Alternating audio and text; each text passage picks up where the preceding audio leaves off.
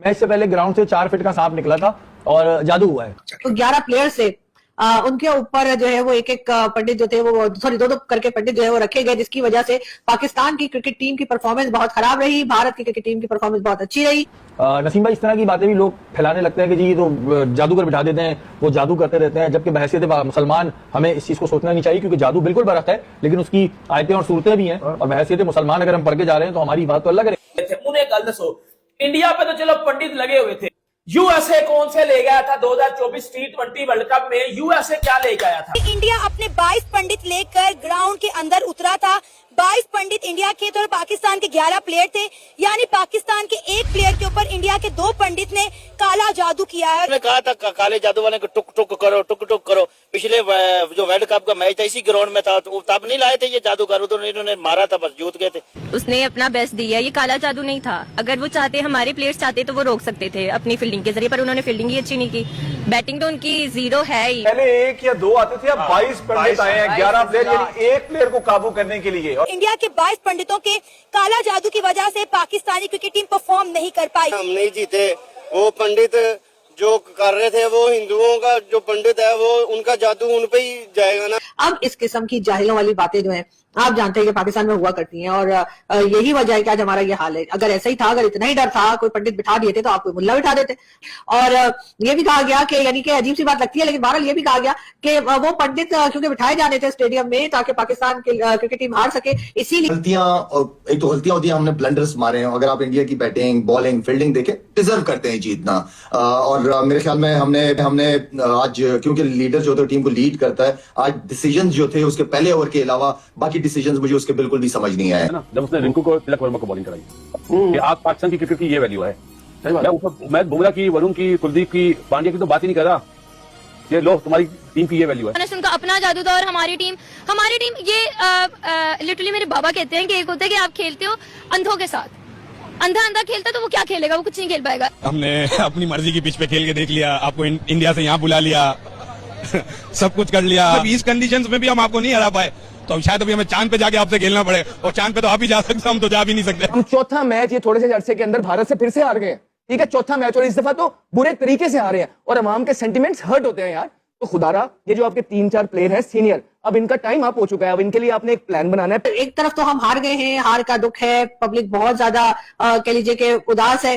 TV किसी ने नहीं तोड़ा, इसलिए कि अब टीवी बहुत महंगे हो गए, और वैसे भी जो पुराने टीवी हुआ करते थे पिक्चर ट्यूब वाले, वो तो सभी ने तोड़ दिए। तब ये नए टीवी तोड़ने में आपको पता है जरा तकलीफ होती है। आधा तीतर आधा बटेर की जो कहानी है ना, ये खत्म कर दें प्लीज, खत्म कर दें। आपने टीम में भर ली है जो जिसका नुकसान पाकिस्तान को हो रहा है। इनके लिए दुआएं कर रहे होते हैं, इनके लिए वो कर रहे होते हैं। किसी ने वो एक बात शोशे में छेड़ दी कि ज़ाहिर बहुत सारे लोग हैं तो वो अपनी अपनी बातें करते हैं जी मैच से पहले ग्राउंड से। अक्सर टीम का तो कुछ करें यार, वही चेहरे, वही सेम ओल्ड चेहरे यार जो हम 7-8-9 इवेंट से देखते। मतलब 2 सालों से मैं आपके शो में बैठ के कह रहा हूँ कि यार इन्होंने पीक की क्रिकेट खेल ली है, इनकी कोई परफॉर्मेंस नहीं है। 6 से 8 मैनेजमेंट बदल गई, प्लेयर 100 खर्च कर दिया हमारे T20 के मैच खेल के, परफॉर्मेंस वही आ रही है। देखिए, मेरा एक सवाल ये बनता है, इनको अपडेट करने की जरूरत है। शाहिनशाह अफरीदी आपको अगले मैच में, सुपर राउंड के पहले मैच में नजर नहीं आएगा, बेंच पे भी नहीं, बेंच पे नजर आएगा भाई। जब शाहिनशाह अफरीदी बैठ सकता है तो बाबर आजम क्यों नहीं बैठ सकता, जब वो 4 नंबर का प्लेयर ही नहीं है?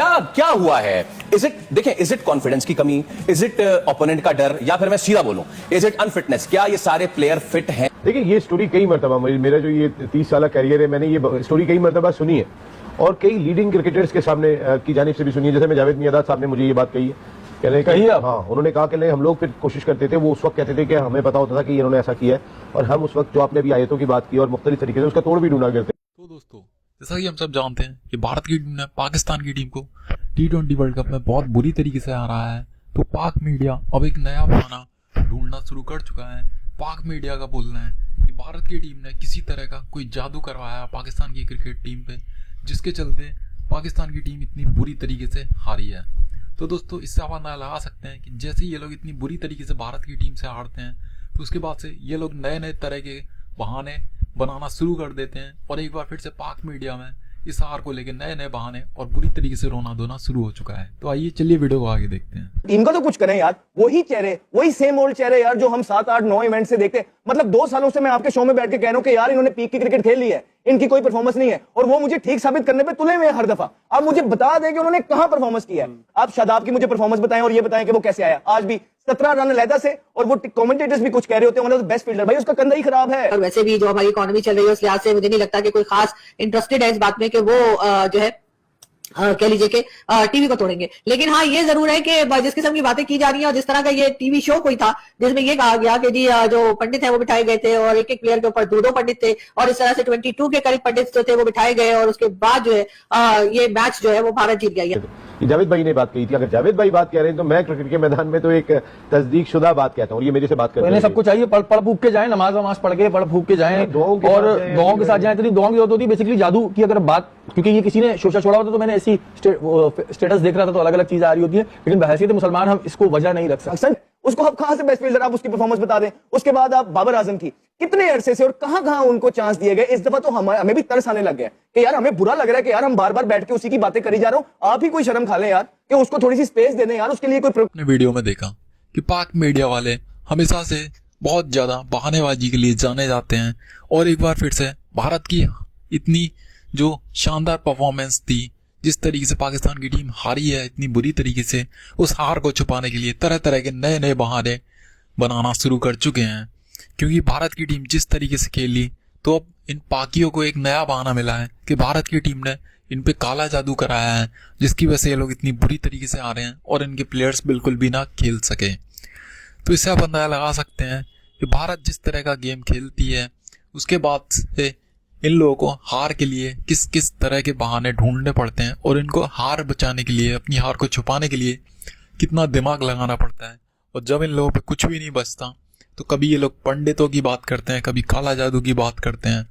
तो इन लोगों का स्तर कितना गिर चुका है कि ये लोग अपनी हार छुपाने के लिए अपने प्लेयर्स को तो बात नहीं करते कि उनके प्लेयर्स कितना खराब खेले, इनकी टीम कितना खराब खेली, लेकिन ये लोग उसको छुपाने के लिए तरह तरह की नए नए बहानेबाजी शुरू कर देते हैं।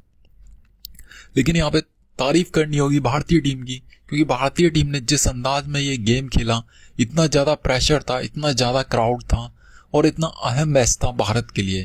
क्योंकि भारत और पाकिस्तान का मैच जिस तरीके से खेला जाता है उसके बाद से आप अंदाज़ा लगा ही सकते हैं कि ये मैच इतना ज़्यादा बड़ा क्यों बन जाता है। लेकिन भारत की टीम और भारत के खिलाड़ियों ने इतने प्रेशर के बावजूद भी इतना शानदार खेल खेला और इतनी अच्छी अच्छी परफॉर्मेंस दी, चाहे वो बैटिंग हो, बॉलिंग हो, फील्डिंग हो, वो वाकई में काबिलियत तारीफ है।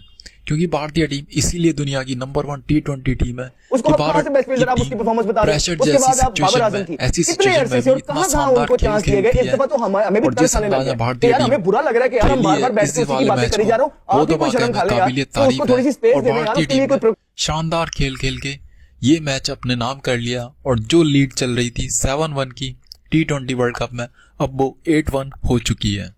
तो दोस्तों वीडियो में बस इतना ही। वीडियो अच्छी लगी तो लाइक और शेयर कीजिए, चैनल को सब्सक्राइब करके बेल आइकन को प्रेस कर लीजिए ताकि आने वाले वीडियोस के नोटिफिकेशन आपको मिलते रहें। मिलते हैं आपसे अगले वीडियो में, तब तक के लिए जय हिंद, वंदे मातरम।